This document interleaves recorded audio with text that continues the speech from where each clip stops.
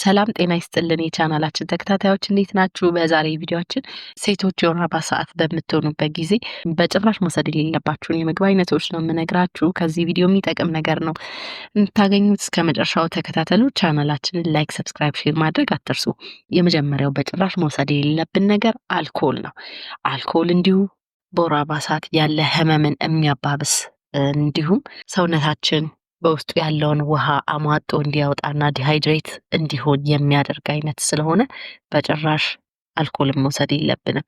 ሌላው ቡና ህመሙን ለመቀነስ በሚል ብዙ ጊዜ እንደውም ቡናና ሻይ አዘውትረን እንወስዳለን። ነገር ግን ይህ ስህተት ነው። ህመምን በማባባስና ሰውነታችን በውስጡ ያለውን ፈሳሽ በሽንት መልክ እንዲያስወግድና ዲሃይድሬት እንዲሆን ስለሚያደርግ ልክ እንደ አልኮል ሁሉ ቡናንም መውሰድ የለብንም።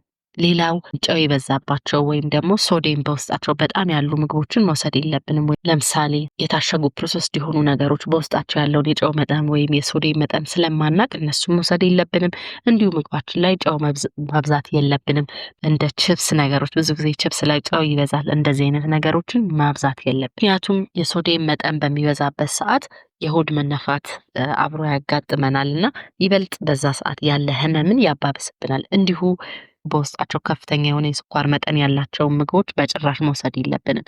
ምክንያቱም ኢነርጂ እንዳይኖረን በማድረግ እና ጥሩ ሙድ እንዳይኖረን በማድረግ ችግሩን ያባብሱብናል። ብዙ ጊዜ እንደውም የወር አበባ ሰዓት ላይ ሙድ ስዊንግ የሚባለው ችግር ያጋጥመናል። ሙዳችን የመውጣት የመውረድ አንዴ ዲፕረስድ የመሆን ነገር ያጋጥማል። ሙድ ስዊንግ እንለዋለን እሱም በሕክምና አጠራርና ይሄንን ችግር ይበልጥ ያባብስብናል። ስኳር የበዛባቸው ነገሮች እንደዚህ አይነት ኬክ፣ አይስክሪም ነገሮችን ጣፋጭ የበዛባቸው እነ ዶናት ምናምንም መመገብ የለብንም በዛ ሰዓት። እንዲሁ በዘይት የተጠባበሱ ነገሮችን እና ፋቲ ፉድስ የምንላቸውን በጣም ጤናማ ያልሆነ ፋቲ የያዙ ምግቦችንም አዘውትረን በዛ ሰዓት መውሰድ የለብንም። ምክንያቱም ኢንፍላሜሽን በመፍጠር ይበልጥ ህመሙን ስለሚያባብሱብን እንዲህ አይነት ነገሮችን ማስወገድ አለብን። የተጠባበሱ ብስኩቶችን በዘይት የተጠባበሱ ነገሮችን ብስኩት፣ ዶናት፣ እንዲህ አይነት ቺፕስ፣ እንዲህ አይነት ነገሮች ዳቦ ላይ የሚቀባቡ ለምሳሌ እነ ማርጋሪን የሚባለው ነገር እንደዚህ ሄልዚ ፋት ያልሆኑ ነገሮችን መጠቀም የለብንም። ህመሙን ይበልጥ ያባብሱብናል። እንግዲህ እንደሚታወቀው ብዙ እህቶቻችን በወር አበባ ሰዓት ላይ ከፍተኛ ህመም እንደሚያጋጥማቸው እንደሚሰቃዩ እናውቃለንና እነዚህን ከላይ የዘረዘርናቸውን ነገሮች ባለማድረግ በወር አበባ ሰዓት የሚከሰት ህመምን መቀነስ እንችላለን ማለት ነው። ይጠቅማችኋል ብለን ስላሰብን ይህን ቪዲዮ ያዘጋጀነው። ስለተከታተላችሁ ከልብ እናመሰግናለን። ቻናላችንን ላይክ፣ ሰብስክራይብ፣ ሼር ማድረግ አትርሱ። ቻው፣ ሰላም ሁኑ።